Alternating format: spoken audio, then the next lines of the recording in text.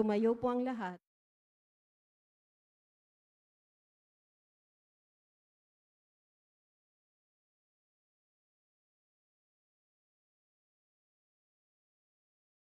Sa ngalan ng Ama, ng Anak, Santo. Amen. Anghel ng Panginoon ay nagbalita kay Santa Maria. At siya'y nagdalang ng Espiritu Santo. Aba, Ginoong Maria, napupuno ka ng grasya. Ang Panginoong Diyos ay sumasa. Bukod kang pinagpala sa babaeng lahat, at pinagpala naman ang iyong Santa Maria, Ina ng Diyos, panalangin mo kaming ngayon at kung kami mamamatay, narito ang alipin ng Panginoon. maganap nawa sa akin ayon sa wika mo. Aba, Ginoong Maria, napupuno ka ng ang Panginoong Diyos ay sumasa. Bukod kang pinagpala sa babaeng lahat, at pinagpala naman ang iyong Santa Maria, Ina ng Diyos, panalangin mo kaming makasalanan, ngayon at kung kami mamamatay, at ang salita ay nagkatawang tao. at nakipamuhay sa atin. Aba, Ginoong Maria, napupuno ka ng grasya. Ang Panginoong Diyos ay sumasa. Kang pinagpala sa babaeng lahat, at pinagpala naman ang iyong anak na si Jesus. Santa Maria, Ina ng Diyos, panalangin mo kaming makasalanan, ngayon at kung kami mamamatay, Panalangin mo kami, Santa na Ina ng Diyos. nang kami maging dapat nabang. Nalangin tayo. Panginoon naming kasihan mo nawa ang aming mga kaluluwa sa iyong mahal na grasya, at yayamang dahilan sa pamamalitan ng anghel ay nakilala namin ang pagkakatawang tao ni Jesucristong anak mo, pakundangan sa mahal na pasakit at pagkamatay niya sa krus. Papakinabangan mo kami ng kanyang pagkabuhay na mag-uli sa kadakilaan sa langit sa pamamagitan ni Jesucristong aming Panginoon. Amen. Walhati sa Ama at sa Anak, Espiritu Santo. Kapara noong unang-una, ngayon magpakailanman, magpa sa walang hanggan. Ala ng Ama, Santo,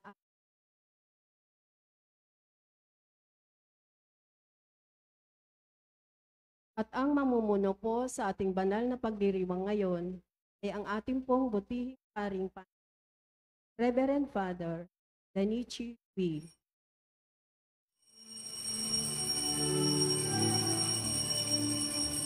Purihin ng Panginoon, umawit ng kagalakan, at tugtugin ng gitara, at ang kaayayang lira.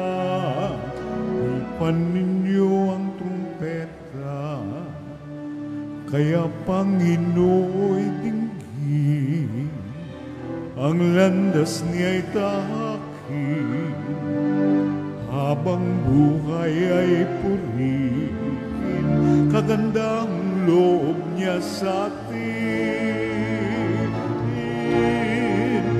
Purihin ang Panginoon, umawit ng kagalakan, at tugtugin ng gitara, at ang kaayayang lira.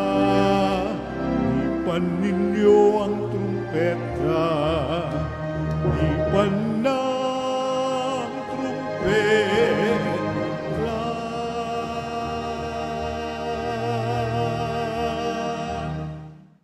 Simulan natin ang ating pagdiriwang sa ngalan ng Ama, ng Anak, at ng Espiritu Santo. Amen. Ang pagpapala ng ating Panginoon Jesucristo, ang pag-ibig ng Diyos Ama, pakikipagkaisa ng Espiritu Santo, naway sumainyong lahat. At sumaiyo rin.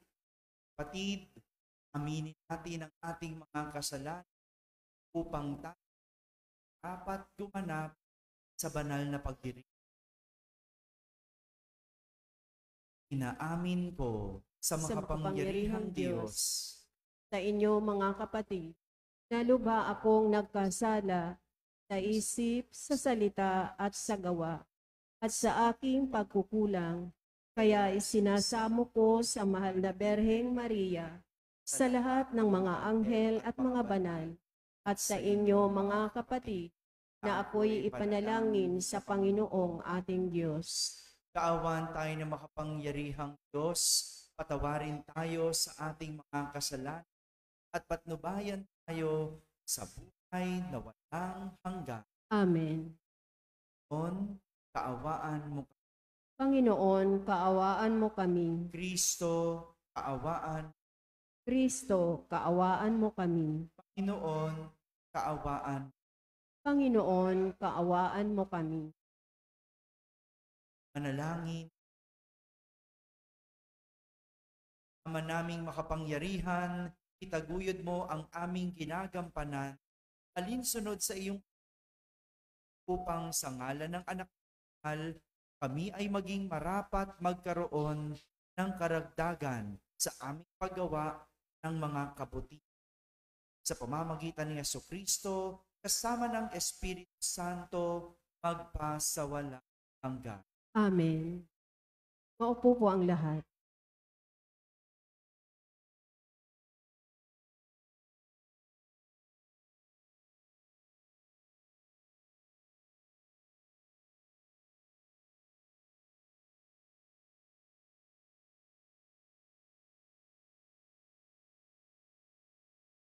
Pagbasa mula sa ikalawang aklat ni Samuel. Noong mga araw na iyon, nagkaisa ang lahat ng angkan ng Israel na pumunta sa Hebron upang makipagkita kay David. Sinabi nila, kami laman ng iyong laman at dugo ng iyong dugo. Nang si Saul ang hari namin, nanguna ka sa mga kawal ng Israel sa pakikipagdigma. Ipinangako sa iyo ng Panginoon na gagawin na niyang hari upang mamuno sa kanyang bayan. Lahat ng matatanda ng Israel ay nagpunta nga sa Hebron at dooy nakipagsundo sa kanya sa harapan ng Panginoon. Pinahira nila ng langis si David at kinikilalang hari ng Israel. Nooy 30 taon na si David at naghari siyang 40 taon. Sa Hebron, 7 taon at kalahati siyang namahala sa Huda. Sa Jerusalem naman ay 33 taon siyang naghari sa buong Israel at Huda. Nang siya'y naging hari, pinangunahan niya ang kanyang mga kawal upang lubusin ang mga Jebusiyo na nasa Jerusalem. Sinabi nila kay David, hindi ka makakapasok dito kahit nga bulag at lumpo lamang ang magtanggol dito. Ngunit nakuha ni David ang kuta ng Siyon na tinawag ng lungsod ni David hanggang ngayon. Habang lumalaon ay lalong naging makapangyarihan si David pagkat sumasa kanya ang Panginoon, ang Diyos na makapangyarihan. Ang salita ng Diyos. Salamat sa Diyos. Salmong tugunan ang ating pong itutugon. Pag-ibig ko't pagtatapat ay ibibigay kong ganap. Tayo pong lahat. Pag-ibig ko't pagtatapat ay ibibigay kong ganap. Ika'y nagsalita noon pa manguna sa mga lingkod mo at ipinakita yaong pangitain. At ito ang badya. Aking pinutungan ng isang dakila ang aking pinili sa gitna ng madla. Tugon, Pag-ibig ko't pagtatapat ay ibibigay kong ganap. ang piniling lingkod na ito'y si David. Aking pinahiran ng banal na langis. Kaya't palagi ko siyang aakbayan at siya'y lalakas sa aking patnubay. Tugon, Pag-ibig ko't pagtatapat ay ibibigay kong ganap. ang pagtatapat ko't pag-ibig na wagas ay iukol ko't aking igagawad at magtatagumpay siya oras-oras Ang kahari ay kanyang masasakop, dagat na malawak at malaking ilog. Tugon, Pag-ibig ko't pagtatapat ay ibibigay kung ganap. Tumayo po ang lahat. Hallelujah, Hallelujah, kami ay gawin dahan ng iyong pag-ibig, kapayapaan at katarungan. Hallelujah.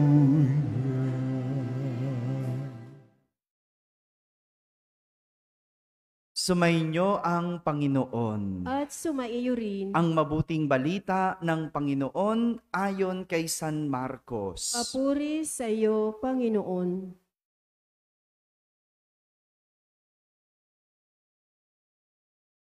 Noong panahong iyon, sinabi ng mga eskribang dumating mula sa Jerusalem, inaalihan siya ni Beelzebul, ang prinsipe ng mga demonyo. Ito ang nagbibigay sa kanya ng kapangyarihang magpalayas ng mga demonyo. Kaya't pinalapit ni Jesus ang mga tao at sinabi sa kanila ang ilang talinhaga. Paano mangyayaring palayasin ni Satanas si Satanas? Kapag naglaban-laban ang nasasakupan ng isang kaharian, hindi mananatili ang kahariang iyon. At kapag naglaban-laban ang magkakasambahay, hindi mananatili ang sambahayang iyon. Gayon din naman, kapag naghimagsik si Satanas laban sa kanyang sarili at naglaban-laban ang kanyang nasasakupan, hindi magtatagal at darating ang kanyang wakas. Walang makapapasok sa bahay ng isang taong malakas at makaaagaw ng kanyang ari-arian, malibang gapusin muna siya ng mga taong iyon. Saka pa lamang niya malolooban ang bahay na iyon. Tandaan ninyo ito, maaring ipatawad sa mga tao ang lahat ng kasalanan at panlalait nila sa Diyos. Ngunit ang sinumang lumait sa Espiritu Santo ay hindi mapapatawad. Ang kanyang kasalanan ay hindi mapapawi kailanman. Sinabi ito ni Jesus sapagkat sabi ng ilan, inaalihan siya ng masamang espiritu.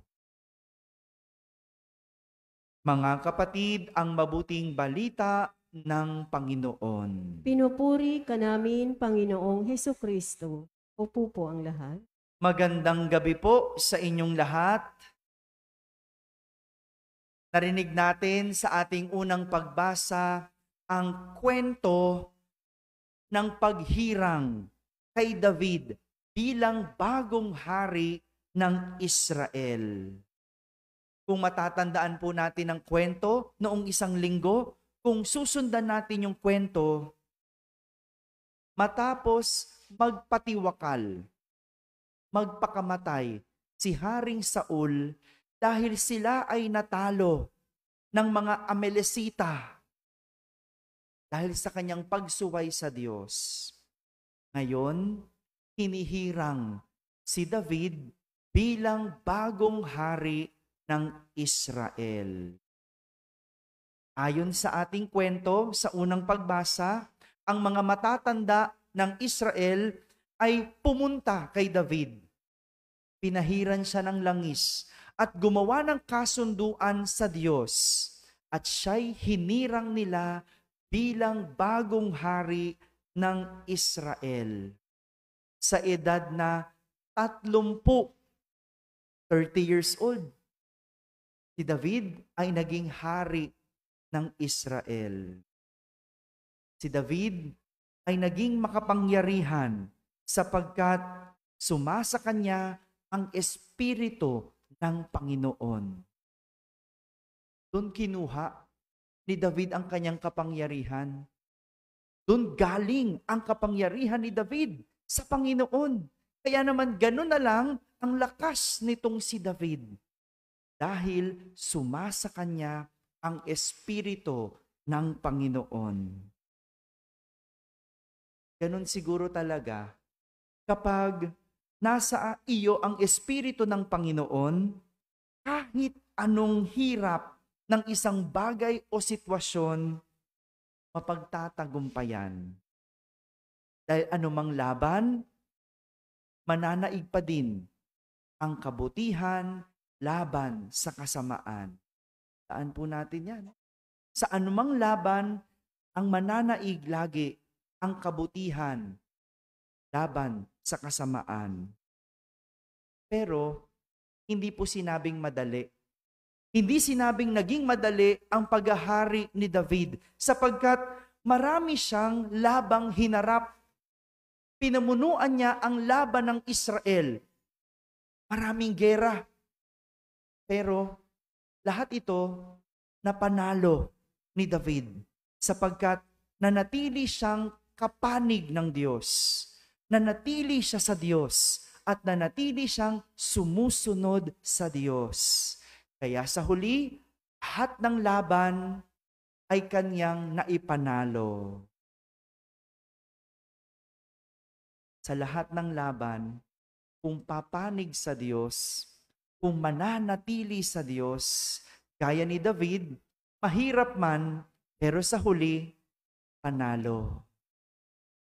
Samantala, kung si David, sa ating unang pagbasa ay tanggap na tanggap ng mga tao at hinirang siyang hari ng Israel, si Jesus naman sa ating ebanghelyo ay pinaratangan ng mga tao. Galit ang mga tao, ang mga eskriba kay Jesus. Kung si David, sumasa kanya ang Espiritu ng Panginoon. Si Jesus, pinaratangan, sumasa kanya daw ang espiritu ng demonyo. Diba? Yun yung sinabi. Sumasa kanya ang espiritu ni Beelzebul, ang prinsipe ng demonyo. Kung kay Haring David, ang kapangyarihan niya ay nagmumula sa Diyos. Sabi ng mga eskriba, yung kapangyarihan ni Jesus ay nagmula kay Beelzebul, ang prinsipe ng mga demonyo. Nagsimula na po kasi ang pampublikong ministeryo ni Jesus. Kung si Haring David, nagsimula ang kanyang paghahari nung siya'y 30 taong gulang. Si Jesus, nagsimula sa kanyang pampublikong ministeryo sa edad na 30 rin. Tingnan nyo, yung pagkakaparehas, ano? Kung si Haring David, pinamunuan ang Israel sa lahat ng laban. Si Jesus, isang leader na nilabanan ang lahat ng laban ng mga tao. Nagpagaling ng may sakit, nagpalayas ng demonyo at nangaral. Yan si Jesus bilang leader. Nagtatrabaho. Ganyan ang leader. Dapat nagtatrabaho, hindi pasyal ng pasyal. Ay, iba ba yun? Parang iba na yun, no? Huwag na tayong pumunta doon dahil baka mapahamak pa ako, no? Ngunit, ganun eh. Dapat ang leader, nagtatrabaho. Kaya nga, ang mga eskriba, galit na galit kay Jesus. Bakit? Aba, gusto nila, sila lang yung magaling. Si Jesus, kayang mangaral. Gusto nila, sila lang ang makapangyarihan. Ba, si Jesus, kayang gumawa ng kababalaghan, ng milagro, magpagaling ng may sakit at magpalayas ng demonyo. Yan ang dahilan kung bakit galit ang mga eskriba. Hindi mo alam kung anong tawag doon. Inggit? Selos? O insecure? Minsan ang tao, no, hindi mo maintindihan. Kapag wala kang ginawa, may sinasabi. Kapag gumagawa ka naman ng mabuti, may sinasabi pa rin. Mo na alam kung kanino ka papanig, ano? Kaya dapat panig na lang sa Diyos. At ang masakit pa nito, pinaparatangan ka pa ng kung ano-ano. Ito yung laban na minsan mahirap ipanalo. Yung tao ang kalaban. Alam nyo, mas madali ang kalaban kung sitwasyon. Mas madaling ipanalo kung ang laban mo ay sitwasyon. Katulad ng kahirapan. Mas madali pang ipanalo ang kahirapan. Magsipag ka lang, magtrabaho, dagdagan ng dasal at pananampalataya, at maging tapat at magpakabuti. Sigurado, malalabanan mo ang kahirapan. Pero ang mahirap ipanalo, yung tao na naninira sa'yo, yung kaaway mo, ang hirap ipanalo. Bakit?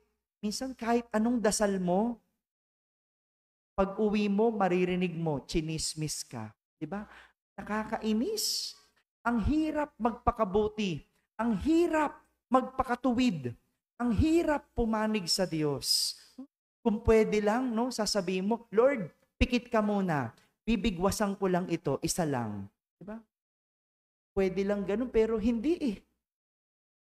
Ang hirap ipanalo kapag taong kalaban kasi inuubos ang iyong pasensya. Kahit anong pagtitimpi mo. No? Talagang pinipikon ka. Pinoprovoke ka gumawa ng masama. Pero, gaya nga ng ating aral sa ating unang pagbasa, laging pumanig sa Diyos. Dahil sa huli, kung ikaw ay nasa Diyos, lahat ng iyong laban ay ipapanalo. Kung nahihirapan, ipagpasa Diyos na lang. Sabihin mo, Lord, kunin mo na nga siya. At least pinagpasa Diyos mo, no? Pinagdasal mo, no? Lord, kunin mo na nga siya. Joke lang po yun, no? Pag nahihirapan ka, inis ka na at hirap ng magtimpi, pagpasa Diyos mo na lang. Kasi kung ikaw ay gagawa ng masama, pagtalikod yan sa Diyos. At yung laban na yan, kailanman hindi mo maipapanalo. Mga kapatid, sa buhay, lagi tayong mayroong laban. Walang katapusang laban. Pero kung mananatili sa Diyos, papanig sa Diyos, at susunod sa Diyos, walang laban tayong hindi kayang ipanalo. Amen? Amen.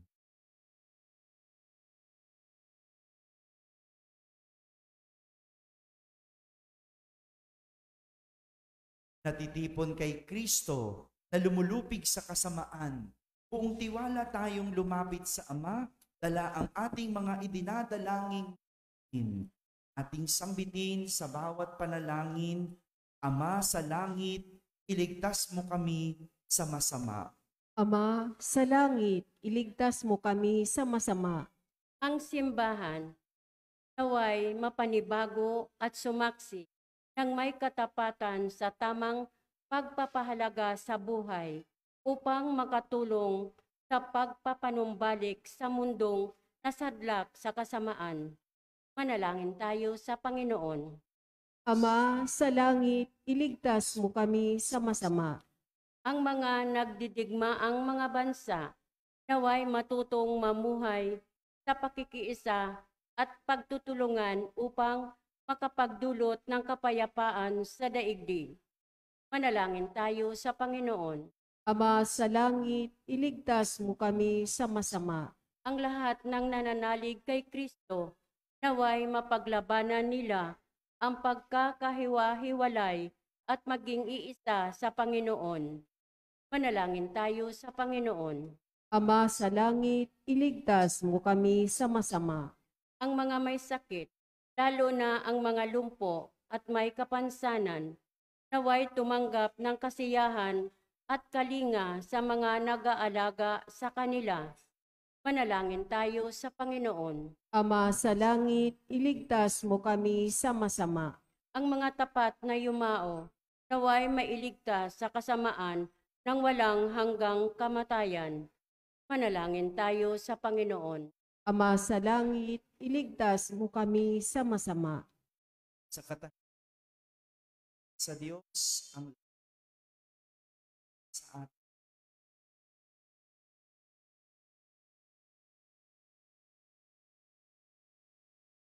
Manalangin tayo sa Panginoon. Ama sa langit, iligtas mo kami sa masama.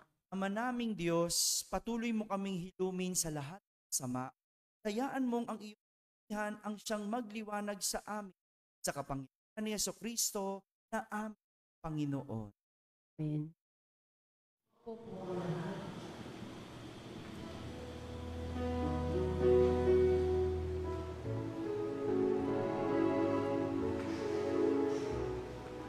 Ang himig ko, ang awit ko, lahat ng ito'y nagmula sa iyo. Muling ihahandog sa iyo, buong puso kong inaalay sa iyo. O Diyos, o Panginoon, lahat ay biyayang aming inampun, aming buhay at kakayahan. Ito'y para lamang sa iyong kalwalhatian.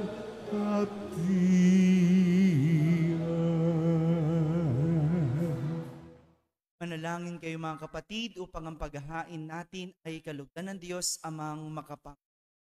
Tanggapin nawa ng Panginoon itong paghahain sa iyong mga kamay sa kapurihan niya at karangalan sa ating kapakinabangan at sa buong sambayanan niyang banal. Ama naming lumikha, tanggapin mong malugod ang aming tug, ngayong ang kabanalan ay kami ay sumasamo sa iyo tumuluhog upang kaligtasay iyong ipagkaloob sa pamamagitan ni Jesucristo kasama ng Espiritu Santo magpasawala. Amen. Sumainyo ang At sumaiyo rin. itaas sa Diyos ang inyong puso at pa. Itinaas na namin sa Panginoon. Pasalamatan Panginoon.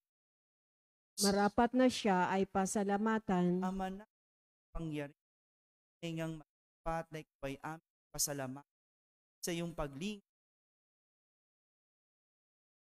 amot pinangasiwa sa San Sinuko. Dahangad mong siya'y iwastong lubos, siya'y pinagdusa mo sa kanyang pagtalikod, sa iyong pagilid, yung ipinahintulot na makabalik siya sa pamamagitan ni Kristo Jesus.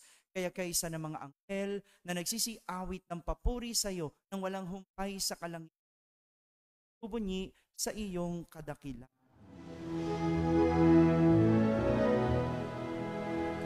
Santo, Santo, Santo, Panginoong Diyos na makapangyarihan, napupuno ang langit at lupa ng kalwalhatian mo. Hosana sa kaitaasan, pinagpala ang naparirito sa ngalan ng Panginoon. Hosana sa kaitaasan.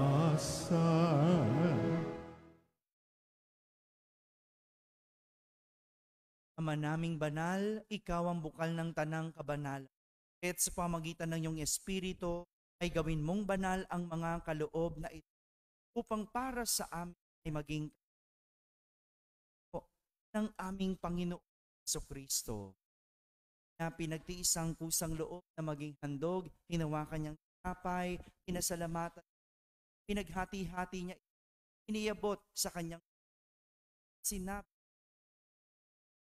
tanggapin ninyong lahat ito at kanin. Ito ang pan na inihahandog pa sa inyo.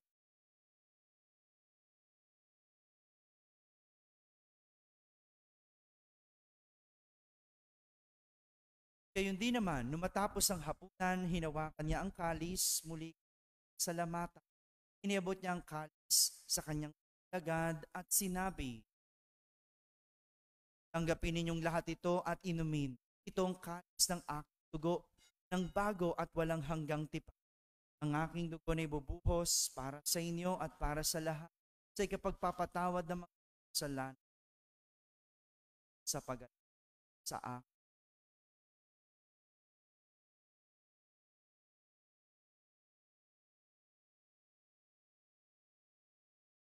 Ipagbunyi natin ang misteryo ng Si Kristo'y namatay, si Kristo'y nabuhay, si Kristo'y babalik sa wakas ng panahon. Ginagawa namin ito ng pag-alaala sa pagkamatay at muling pagkabuhay ng iyong anak. Kaya't inaalay namin sa iyo ang tinapay na nagbibigay buhay at ang kalis na nagkakaloob ng kaligtasan. Kami nagpapasalamat dahil kami iyong minarapat na tumayo sa harap mo para maglingkod sa iyo. Sinasamo namin kaming magsasalo-salo sa katawan at dugo ni Kristo ay mabuklod sa pagkakaisa sa pamamagitan ng Espiritu Santo. Tingapin mong yung simba laganap sa buong daigdig. Puspusin mo kami sa pag-ibig kaysa ni Francisco na aming pa, ni Jose na aming obispo at ng tanang. Alalahanin mo rin ang mga kapatid naming nahimlay na may pag-asang sila'y muling mabubuhay. Gayon din ang lahat ng mga pumana. Kaawan mo sila at patuloyin sa iyong kaliwanagan. Kaawan mo at pagindapating kaming lahat na makasalo sa iyong buhay na walang wakas. Kaisa na mahal na Birheng Maria na ina ng Diyos, ng kabiyak ng puso niyang San Jose, kaysa ng mga apostol at ng lahat ng banal na namuhay dito sa daigdig ng kalugod-lugod sa iyo. May pagdiwang nawa namin isa'y karat sa pamamagitan na aming Panginoon Kristo. Sa pamamagitan ni Kristo, kasama niya sa Kanya, ang lahat ng parangal at papuri ay sa iyo, Diyos Amang makapangyarihan, kasama ng Espiritu Santo, magpasawala. Amen. Amen. Amen.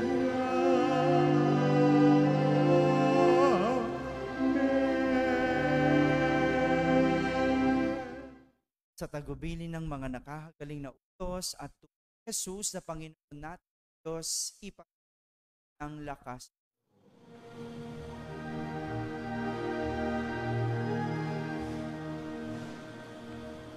Ama namin, sumasalangit ka, sambahin ang ngalan mo. Mapasa amin ang kaharian mo, sundin ang loob mo, dito sa lupa para ng sa langit.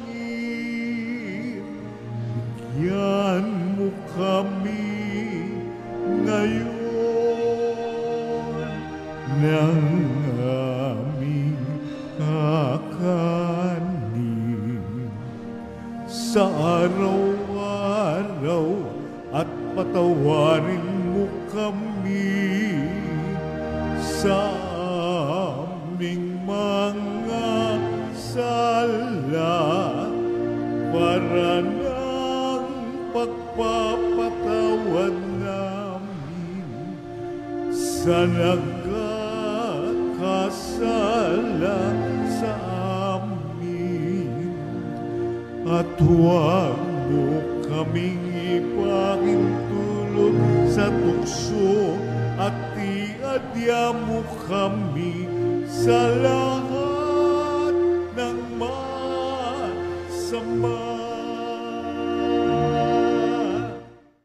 Hinihiling namin kami iadya sa lahat ng masama, pagkalooban ng kapayapaan araw-araw, iligtas sa kasalanan, sa lahat.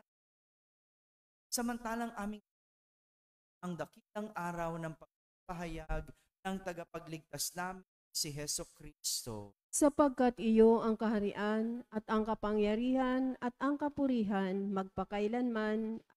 Panginoong Kristo, sinabi mo sa iyong mga apostol, kapayapaan ang iniiwan ko sa inyo, ang aking kapayapaan ang ibinigay ko sa inyo. Tunghayan mo ang aming at huwag sala. Pagkalooban mo kami ng kapayapaan at pagkakaisa ayon sa iyong kalooban, kasama ng Espiritu Santo, magpasawalang hanggan. Amen. Ang kapayapaan ng Panginoon, sumayin, At sumaiyo rin. magbigayan ng kapayapaan sa isa't isa. Peace be with you.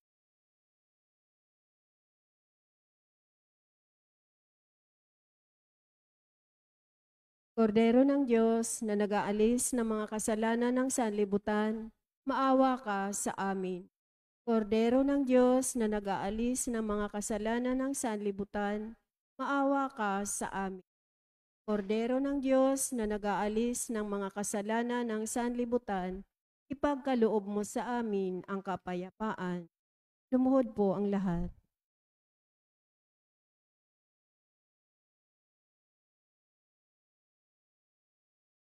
Ito ang kordero ng Diyos.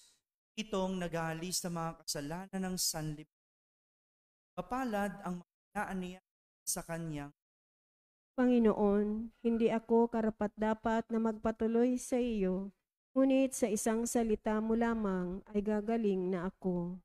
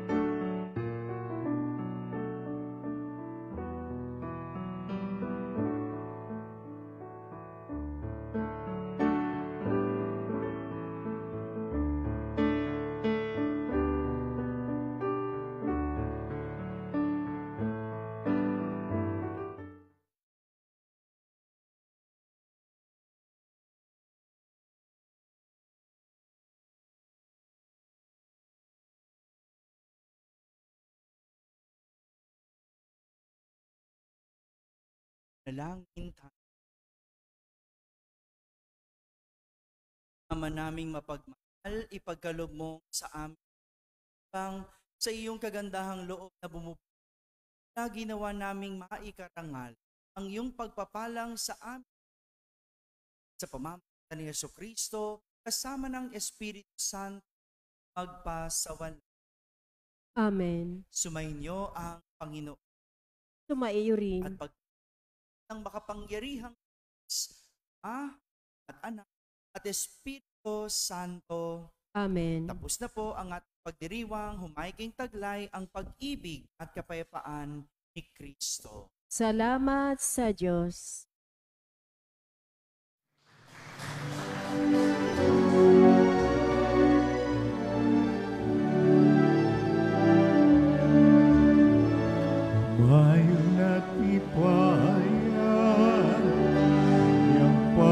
pagkalingat, Aba, sa buhay, pag-ibig at katarungan, tanda ng kanyang kaharian. Sa panahong tigang ang lupa, sa panahong ang ani sagana, sa panahon ng digmaan at kaguluhan, sa panahon ng kapayapaan, ayun at ipahayag kanyang pagkalingat, Aba, sa buhay, pag-ibig at katarungan, tanda ng kanyang kaharian.